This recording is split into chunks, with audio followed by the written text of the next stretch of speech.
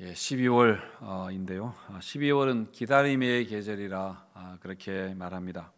성탄절이 있기 때문에 그렇게 부르는 것일 겁니다. 지난 주일부터 넷째 주일까지가 대강절, 대림절이라 그렇게 하죠. 대강 보내면 안 된다라고 해서 대강절이라고 하는데 예수님 오심을 간절한 마음으로 기다리라는 그런 말입니다. 그래서 우리 마음이 예수님을 사모하고 기다리고 바라고 또 예수님이 땅에 오신 성육신의 그 의미가 무엇인가 깊이 생각하고 또 다시 오실 주님을 기다리고 예비하는 그런 우리 믿음을 새롭게 하는 시간이라 하는 의미로 대강절을 보내고 있습니다. 신앙에 있어서 이렇게 기다리는 것은 굉장히 중요한 신앙의 요소입니다. 바로 소망인데요. 바로 이게 종말의 신앙입니다. 근데 신앙뿐 아니라 우리 보통의 삶에 있어서도 기다림은 굉장히 중요한 것이죠. 생이 시작되는 곳에는 기다림도 시작된다. 그렇게 하는 것처럼 사실 우리 마음에는 온통 다 우리 마음을 열어보면 다 기다림으로 가득합니다.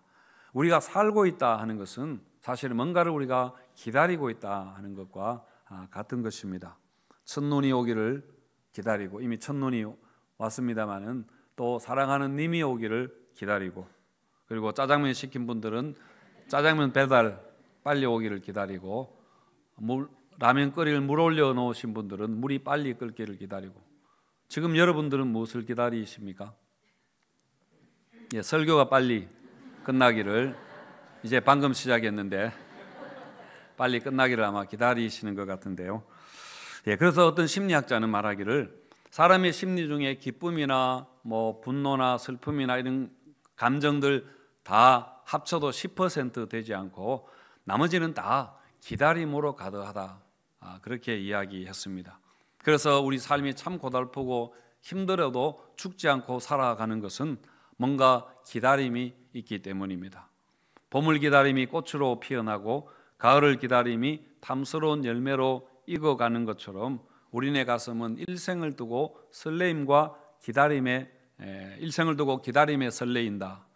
기다릴 이유가 있다는 것, 기다릴 사람이 있다는 것, 그것은 행복한 우리들의 이야기가 아니겠는가? 어느 시의 한 부분인데요. 기다림을 설레입니다. 행복이다. 그렇게 좋게 이야기를 했는데 또 기다림은 기다랗다고 기다림이다. 그렇게 하기도 하는데 그 기다란 시간을 기다리고 견뎌야 하기에 정말 장미의 가시처럼 아프고 고통이고 또 수고이고 그런 것도 있죠. 하지만 그 기다림의 열매는 너무나 아름답고 귀한 것입니다. 오늘 사사기 말씀을 마지막으로 보려고 하는데요. 19장에서 21장까지가 한 에피소드, 한 이야기입니다. 그래서 전체를 다 보도록 그렇게 하겠습니다. 오늘 말씀의 주제는 왕이 없을 때에입니다. 이것은 사사기 전체의 주제이기도 합니다. 왕이 없을 때에 그것이 무엇인가, 또 어떤 일이 일어나는가. 그래서 왕이 오셔야 한다 하는 것인데 궁극적으로는 메시아가 오셔야 한다 하는 것을 말하려고 하는 것입니다. 구약의 모든 성경이 사실은 다 그렇습니다. 다 메시아를 예언하는 말씀이고요. 이 사사기도 분명히 그 기다림, 그 메시아를 기다림이 말씀 안에 분명히 내포가 되어 있습니다. 자, 오늘 사사기 부분을 읽었습니다마는 마지막 이야기의 내용은 이렇습니다. 이름이 알려지지 않는 한 레위인이 있었습니다. 레위인은 이스라엘 사회에서 제사장은 아니지만은 제사와 여러 가지 모든 종교적인 일을 다 맡아 하는 그런 종교인입니다. 여러분 이렇게 마음 단단히 하고 이렇게 들으셔야 됩니다. 그가 베들레헴에 갔다가 한 여자와 눈이 맞아서 그 사람을 첩으로 삼고 집에 데리고 갔습니다. 그런데 그 여인은 행실이 좋지 못했던 것 같습니다. 바람이 나가지고 음행을 저질렀습니다. 그자의 남편인 레위인이 가만히 있었겠습니까? 당연히 뭐라고 했겠죠. 남편이 뭐라고 하고 어떻게 했는지 모르겠지만은 근데 이 여인이 그만 친정에 가버렸습니다. 그리고 넉 달 동안 돌아오지 않으니까 이 레위인이 아내를 찾으러 베들레헴의 처가에 갔습니다. 가니까 이 첩장인이 미안했던지 연일 잔치를 열어서 융숭하게 그렇게 대접을 하면서 계속 못 가도록 붙잡았습니다. 그렇게 나흘 동안 붙잡혀서 정말 극진한 대접을 받다가 5날째 날도 또 가려고 하는 거 붙잡으니까 그날 저녁까지 또 실컷 이렇게 대접을 받다가 간신히 뿌리치고 집으로 이제 돌아옵니다. 돌아오는 길에 베냐민 지파가 사는 기브아라는 동네에 왔는데 날이 저물어서 더 이상 갈 수가 없었습니다. 그래서 이제 하룻밤 묵고 가야 하는데, 그런데 기브아 동네는 희한하게 아무도 나그네를 들어오라고 이렇게 영접하는 사람들이 없었습니다. 원래 당시의 풍습은 그렇지 않았거든요. 당시의 풍습은 나그네를 잘 대접하는 것이 굉장히 중요한 그런 문화였습니다. 그런데 아무도 환대하지 않았다는 것은 그것만 봐도 뭔가 이 사회가, 이 동네가 정상이 아니다, 그리고 뭔가가 일어날 것만 같은 그런 으시시한 마음이 들지 않습니까? 그런데 정말 무슨 일이 일어나게 됩니다. 마침 한 노인이 이 레위인의 친족인데 레위인이 집에 오라고 해서 그 노인의 집에 가서 하룻밤 묵게 됩니다. 그런데 그날 밤에 동네 깡패들이, 불량배들이 그 노인의 집에 쳐들어온 것입니다. 22절에 보시면은 그들이 마음을 즐겁게 할 때에 그 성읍의 불량배들이 그 집을 에워싸고 문을 두들기며 집주인 노인에게 말하여 이르되 내 집에 들어온 사람을 끌어내라. 우리가 그와 관계하리라. 우리가 그와 관계하리라 하는 것은 성관계를 하겠다는 그 말입니다. 그 불량배들이 당연히 남자들이었을 텐데 이 레위인과 관계하겠다는 것은 동성애를 하겠다는 그런 말 아닙니까? 마치 소돔과 고모라 이야기와 비슷합니다.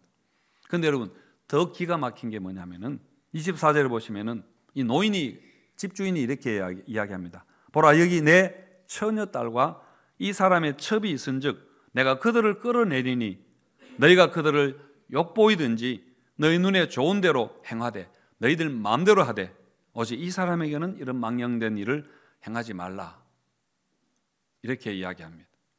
여러분, 아무리 시대와 문화적 상황이 지금과 그때가 다르다 하더라도 그래도 정말 이건 아니다 싶지 않습니까? 그래도 인간에게는 상식이라는 기본적인 도덕적인 통념이라는 것이 있는데 말입니다. 그런데 불량배들은 계속해서 남자를 끌어내라. 그렇게 하니까 이 레위인이 어떻게 하는가 하면은 자기 아내를 그냥 끌어내서 그들에게 주고 문을 닫아버립니다. 그러자 이 여인이 밤새도록 그 불량배들에게 성폭행을 당하다가 결국은 죽어버립니다. 그런데 이 일은 단순히 강간치사 사건으로 끝나는 것이 아니라 이제 전쟁으로 이어지게 됩니다. 레위인이 이제 이 첩의 시체를 가지고 집에 와서 그 시신을 12도막을 내게 됩니다. 그리고 억울함을 담은 편지와 함께 그 시체 도막을 이스라엘 12지파에게 그렇게 보냅니다. 사실 이것도 불필요하고 굉장히 잔인한 행동을 하는 것이죠. 그런데 그것을 본 이스라엘 사람들이 분노해서 결국 베냐민 지파와 이스라엘 나머지 11지파가 전쟁을 하게 되고 베냐민 지파가 전멸을 당하게 됩니다. 20장 48절에 보시면은 온 성읍과 가축과 만나는 자를 다 칼날로 치고 닥치는 성읍은 모두 불살랐더라. 그러니까 군인들만 죽인 것이 아니라 그냥 남자와 여자, 어린아이 뭐 할 것 없이, 노인들 할 것 없이 일반 백성들을 다 이렇게 살육을 한 것입니다. 그런데 다행히 광야로 도망친 600명의 청년들이 있었습니다. 그런데 이스라엘이 이렇게 정신을 차리고 보니까 자기들이 너무 엄청난 짓을 순간적으로 저지른 것을 알게 됩니다. 그래서 통곡하면서 후회하면서 하는 이야기가 21장 2절과 3절에 보시면 백성이 베델에 이르러 거기서 저녁까지 하나님 앞에 앉아서 큰 소리로 울며 이르되 이스라엘의 하나님 여호와여 어찌하여 이스라엘에 이런 일이 생겨서 오늘 이스라엘 중에 한 지파가 없어지게 하였나이까. 이렇게 말합니다. 정말 기가 막히는 거는 그 책임을 자기들이 저질러 놓고는 하나님께 책임을 돌리는 것입니다. 왜 이런 일이 생기게 해서 한 지파가 없어지게 하였나이까? 하나님께 그것을 뒤집어 씌우는 것입니다. 어쨌든 여러분, 이스라엘 12지파 중에 한 지파가 없어져 버렸으니까 살아남은 600명의 남자들로 이 지파를 다시 세워야 하지 않습니까? 그래서 600명의 남자들을 이제 결혼을 시키기 위해서 또 다른 엄청난 짓을 저지르게 되는데, 이번에 이 전쟁에 참가하지 않은 그 길르앗 주민들에게 가서 너희들 왜 이번에 안 나와서, 이렇게 하면서 트집을 잡아가지고는 군대를 몰고 그 길르앗 주민들을 이렇게 쳐들어가서 처녀 400명을 인질로 잡아오고, 처녀만 잡아온 게 아니라 혹시 뒤탈이 있을까 봐서 그 나머지 동네 주민들 다 죽여버렸습니다. 모든 사람들을 다 학살을 해버립니다. 그리고 또 뒤에 말도 안 되는 일이 또 일어납니다. 이 600명의 남자인데 400명만 잡아왔으니까 또 200명 모자라잖아요. 200명을 채우기 위해서 또 뒤에 말도 안 되는 짓을 그렇게 하는데요. 어떤 일이 있는가, 이런 성경책을 보시기를 바랍니다. 여러분, 이 이야기를 들으면서 무슨 생각이 드십니까?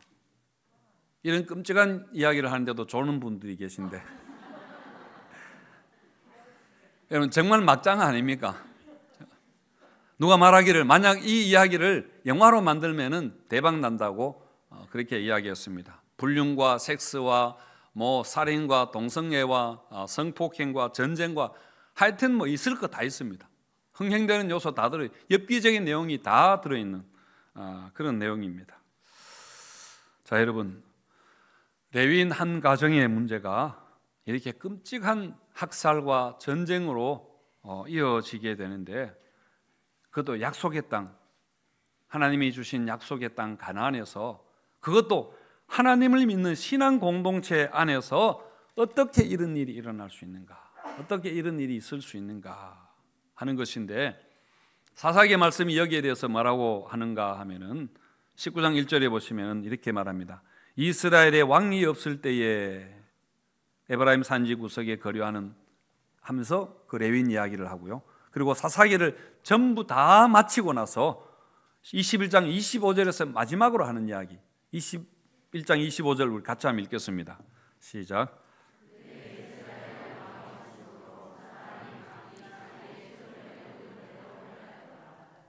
예, 이스라엘에 왕이 없었기 때문이다. 왕이 없었기 때문이다. 그렇게 말합니다. 이스라엘에 왕이 없었다라는 것은 여러분 17장에도 나오고 18장에도 나오고 19장에도 나오고 21장에도 나오고 계속해서 나옵니다. 왕이 없었다 하는 것은 정말 왕이 없었습니다. 그 당시에는 왕정 시대 이전이기 때문에 진짜로 왕이 없었지만은, 그래서 어떤 사회의 도덕적인 또 법적인 기준이 없었다라는 그런 이야기도 됩니다. 그리고 또 왕이 없었다는 것은 뭐냐면은 하나님이 없다는 이야기죠. 이스라엘의 왕은 하나님이었으니까. 그러니까 왕이 없으니까 어떻게 하는가 하면은 모든 사람이 다 자기 소견에 옳은 대로 그렇게 살아갑니다. 이 말씀은 자기가 왕이라는 이야기입니다. 자기가 하나님이라는 그런 이야기죠. 여러분, 성경에서 말하는 죄가 무엇입니까? 무엇이라고 했나요? 죄. 예. 어떤 규칙을 행하고 규범을 위반하는 것 이전에 그것은 죄의 결과로 나타나는 것이고, 성경이 말하는 죄는 내가 주인이 돼, 내 인생의 주인이라고 생각하는 그것이 바로 여러분 죄의 본질이라고 그렇게 했습니다. 하나님이 우리를 만드신 우리의 주인이신데, 하나님이 천지 만물을 다 창조하신 만유의 주인이 되시는데, 그 하나님을 거부하고 하나님의 통치를 거부하고 내가 내 인생의 주인이다 라고 그렇게 생각하며 살아가는 것, 그게 여러분 죄입니다. 죄는 행위이기 이전에 관계의 문제입니다. 한마디로 자기 소견에 옳은 대로 사는 것, 그게 죄를 다르게 표현한 것입니다. 여러분, 지금 사사기에 일어나는 이 모든 사건들, 모든 일들은 전부 다 죄 때문에 일어나는 그런 일들입니다. 그래서 사사기는 하나님을 떠난 사회, 하나님을 잊어버리고 하나님을 거역하는 하나님 없는 세상이 결국에 어떻게 되는가 하는 것을 우리에게 보여주는 것입니다. 하나님 없는 세상, 왕이 없는 세상 어떻게 되는가? 먼저 약자들이 보호받지 못하는 그런 폭력사회가 약탈사회가 됩니다. 오늘 본문 이야기에서도 한 노인 말고는 아무도 그 나그네를 환영하는, 배려하거나 환영하는 사람이 없었습니다.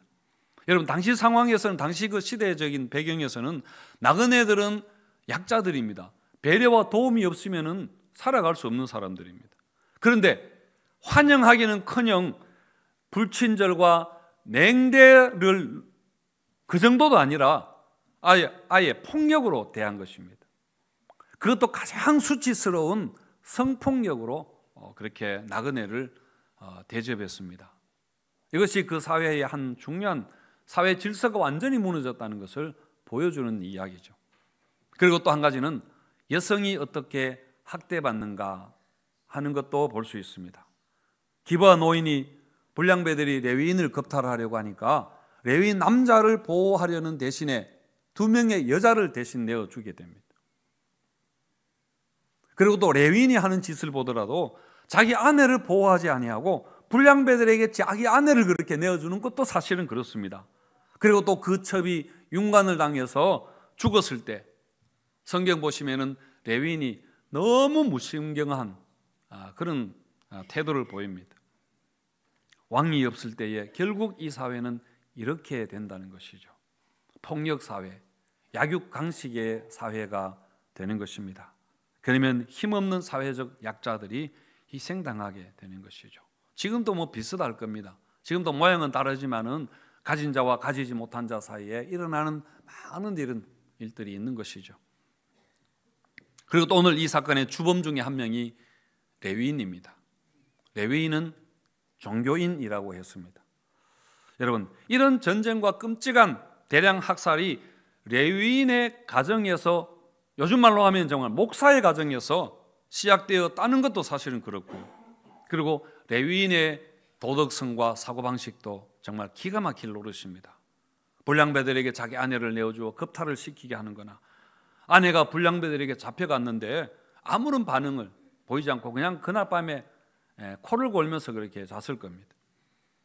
베냐민 지파와 전쟁을 치른 것도 어떤 정의에 대한 어떤 그런 것보다는 자신이 당한 모욕을 안갚음하기 위해서 그렇게 했습니다. 여러분, 철저하게 자기 중심적입니다. 종교는 자기 중심적이 되거나 이기적이 되면 그것은 종교의 기능을 상실한 것입니다. 그것은 종교가 타락한 것이죠. 그러나 다른 사람에게 너무나 무심한, 심지어 자기 가족들에게도 소름 끼칠 정도로 무심한 레위인에게, 그 무심함을 우리가 레위인에게서, 종교인에게서, 종교에서 볼 수 있는 것이죠. 종교가 타락하고 종교가 완전히 기능을 상실해 버렸습니다. 하나님 없다 그렇게 생각하고 자신이 왕이 되고 하나님이 되어서 마음대로 자기 소견에 오른 대로 살아가는 삶의 마지막이 이렇다는 이야기입니다. 그래서 가나안에 들어가면은 뭐라고 했습니까? 절대로 하나님을 잊어버리면 안 된다. 하나님 말씀을 떠나면 안 되고 정말 말씀에 순종하라고 그렇게 강조했는데 결국은 하나님을 잊어버립니다. 그리고 우상을 음란하게 섬기고 탐욕을 추구하다가 행복은커녕 완전 거지가 되어버리고 말았습니다. 여러분, 이 모든 것은 왜 이런 일이 일어났을까요? 여러분, 죄 때문입니다. 죄는 다시 말씀드리지만은 하나님을 떠나서 인간이 주인 되어서 내 인생은 나의 것이라고 그렇게 생각하는 하나님에 대한 반역이죠. 여러분, 사사기는 사실은 이스라엘의 전 역사를 잘 요약해 놓은 것입니다. 사사기를 통해서 하나님을 떠난 사회가 어떻게 되었는가 하는 것을 보았는데, 여러분, 오늘날 우리 근대 역사도 마찬가지입니다. 제가 근대 유럽의 역사를 잠깐 그렇게 말씀을 드릴 텐데요. 여러분, 유럽의 중세 시대는 그야말로 로마 가톨릭 교회가 지배하던 세상이었습니다. 그래서 정치와 사회, 경제, 문화 모든 분야에 교회의 영향력이 대단했습니다. 교회가 그야말로 꽉 잡고 있었죠. 그러다가 이제 중세 말기가 되면은 로마의 그 부패로 인해서 로마 교회가 힘을 잃게 될 때에 그 교회에 반대하는 두 가지 움직임이 일어나게 됩니다. 그 중에 한 가지가 뭐냐면은 종교 개혁이 일어납니다. 마르틴 루터와 칼빈 같은 종교 개혁자들이 로마 가톨릭 교회를 반대하고 개신교가 일어나게 되죠.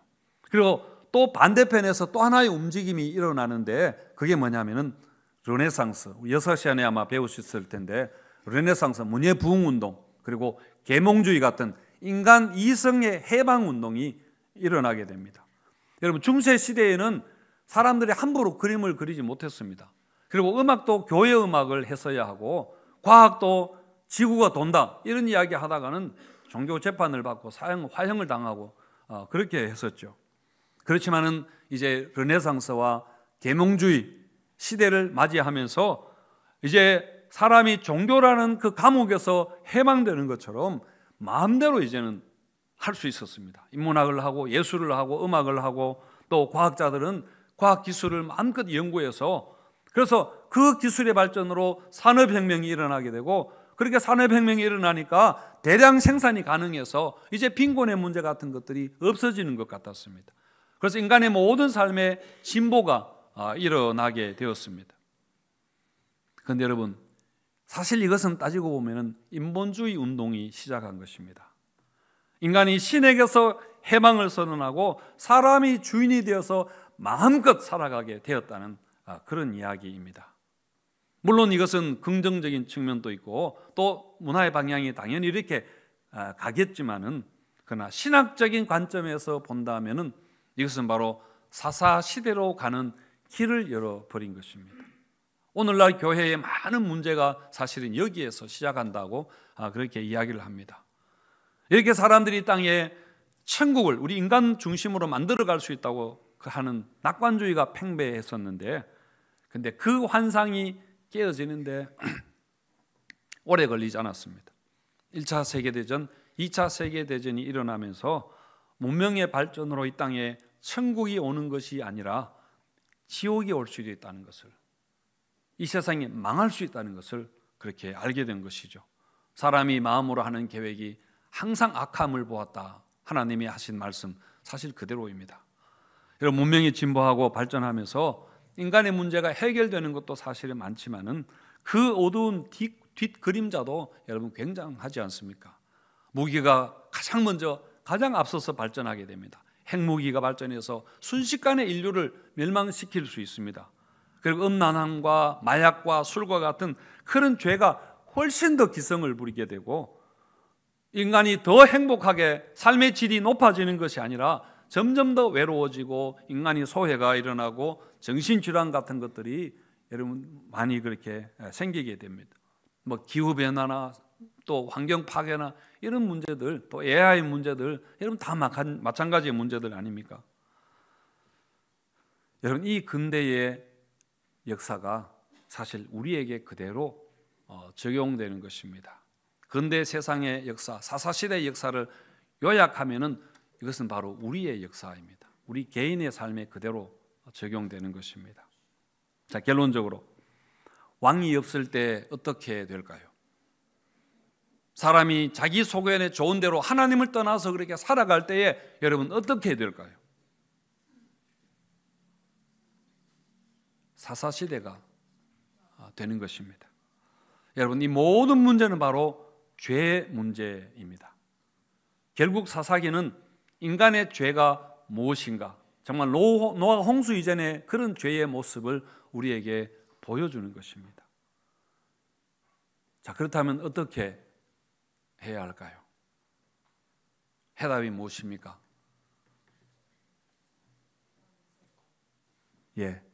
해답은 예수 그리스도입니다. 예수 그리스도가 오셔야 된다는 것입니다. 예수 그리스도가 이 땅을 다스리셔야 됩니다. 사람은 스스로를 구원할 수 없습니다. 모든 것은 죄 때문인데, 여러분 인간이 죄인인데 죄인인 사람이 어떻게 죄 문제를 스스로 여러분 해결할 수 있습니까? 그래서 주님이 주인 되어 다스려야 됩니다. 그리고 복음만이 인간의 문제에 대한, 이 땅의 문제에 대한 사실은 유일한 대안입니다. 사사기가 왕이 없다, 왕이 없다, 왕이 없다 그렇게 하면서 우리에게 말씀하는 메시지가 여러분 바로 이것입니다. 왕이 오셔야 되는데 그 메시아가 바로 예수 그리스도라는 것이죠. 그분이 우리의 구주다, 구원자이시고 주인이시다 하는 것입니다. 그런 점에서 사사기보다 더 메시아를 간절하게 기다리는 성경책이 있을까 싶고요. 왕이 없을 때 하면서 사사기가 얼마나 처절하게 왕이 오시기를, 메시아가 오시기를 기다리는지 모릅니다. 우리가 예수님 오심을 기다리는 이 계절을 지나가면서 예수님이 선포하셨던 그 하나님의 나라가 무엇인가, 왜 우리가 하나님의 나라를 우리가 생각해야 되는가, 기도해야 되는가 하는 것을 생각하고 우리가 하나님 나라에 대한 소망을 다시 가져야 됩니다. 여러분, 예수님이 오셔야 됩니다. 이것은 우리 개인의 삶에서도 마찬가지입니다. 아까 그 역사들은 아버지 요약하면은 우리 인간의 개인의 삶 아닙니까? 우리 가정의 문제도 여러분 마찬가지입니다. 우리나라 문제도 이 사회의 문제도 여러분 마찬가지입니다. 주 예수여 오시옵소서. 주 예수여 다시 오시옵소서. 여러분, 이것이 우리의 꿈이 되고 이것이 우리의 기도가 되고 우리의 노래가 되기를 주님의 이름으로 축원드립니다.